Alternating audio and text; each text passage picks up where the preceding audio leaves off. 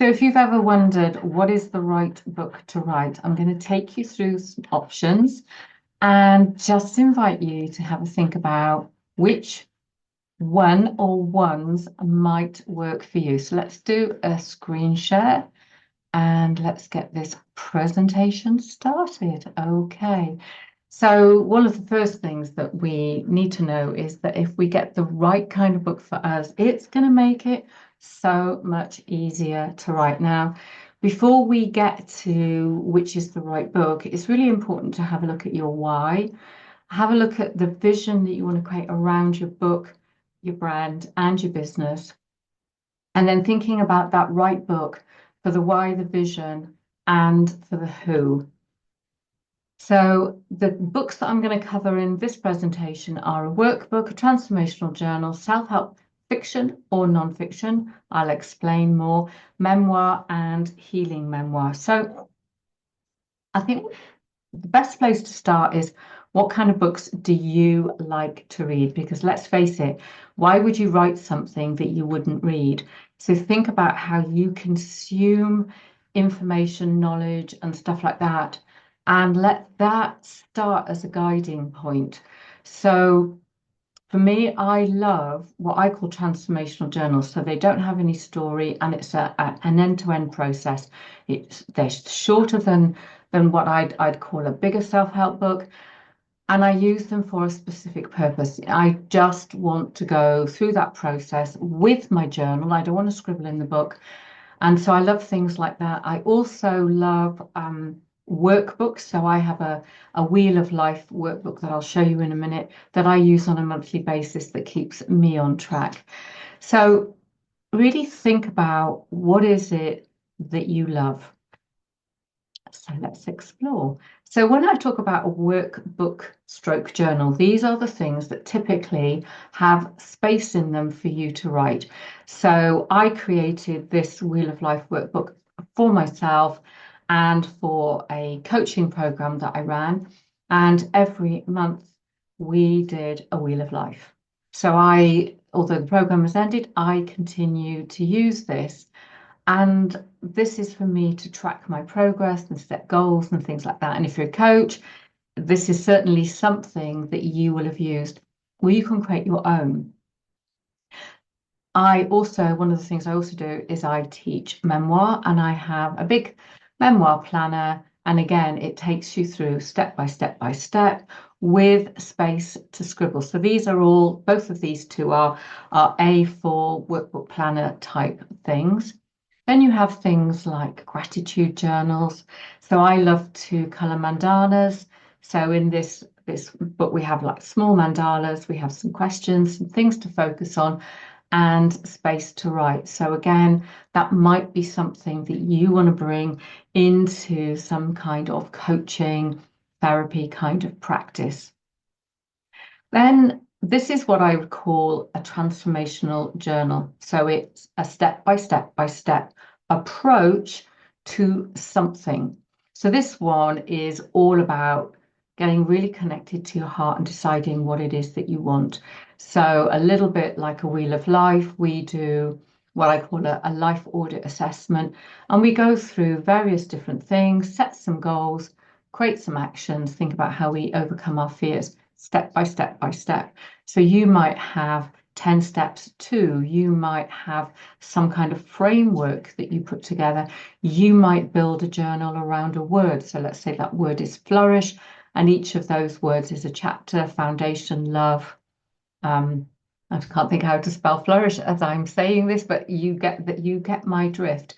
So it's a process without the story, based on your story, your knowledge, your skills, and your experiences. It's shorter to write, and you can use that in client sessions. You can use it to give your clients homework, and then you can use it for those clients who are not quite sure if they want to work with you. They can sample your wares with a transformational journal. Then we have different kinds of self-help and how-to books, and these typically would contain stories, anecdotes, case studies, and things like that, again based on knowledge, skills, and experiences. So this book is kind of interesting. It's a multi-author book, but the way that it's been written might be something that you would like the style of.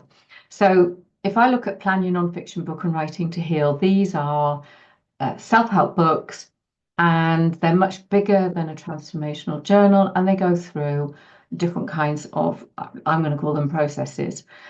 But Rebirth, what this book does, if you're thinking, I'd love to share my story, but actually I don't want to write a memoir, what you could do is the same as in here, is you could write a series of stories around a number of subjects that take people through a process, and each story has some learning in its own right. So there'd be story, self-help, all the way through the book. And that's a really nice way to share your stories. People learn through story, and then to give them stuff to do. So just an idea. Now I want to talk about self-help fiction. So if you look at this particular book, there's quite a lot of books out there where people have fictionalized the stuff that's been going on in their life, or they fictionalized a teaching point. So you can do the whole book as a piece of fiction. So if you take that idea of the transformational journal and you create your process, then what you can do is have loads of fun creating your characters and the story around that transformational process. So in that sense, you would have two books. You'd have the transformational journal, and then you'd have the story based on that. And you will recognize all of these. I think the first fictional self-help book that I ever read, so long ago, it was called The Goal. And I think, if my memory serves me right, it was about manufacturing constraints. It was a gift of somebody. I read it, I quite enjoyed it, and I always remember Herbie, the constraint. So here's some other books that you most likely will have read, but they're all based around principles, and they've been put out there as pieces of fiction, but great learning. So if you're inspired by these kind of things, give it a go. You don't know where it'll take you, and it could really open up your creativity and self-awareness and help you to share a story that maybe you find difficult, but easier if it comes across as fiction. So memoir is a slice of life. It's your story, your way. It's not I was born and here I am. Again, it's around a very particular part of your life. But it could also be, legacy for you, a legacy for your family. And it might be something you want to tell around a very important historical event. So I actually really like memoir, but I like them when I'm researching something. So I was researching some fiction that I'm writing, and my dad was an alcoholic, and this is a book about a lawyer who was an alcoholic. So I actually found it quite upsetting, but it made a big impact on me. So memoir is absolutely lovely as a way of getting your story out there and telling your truth in your way, and you can weave learning into it.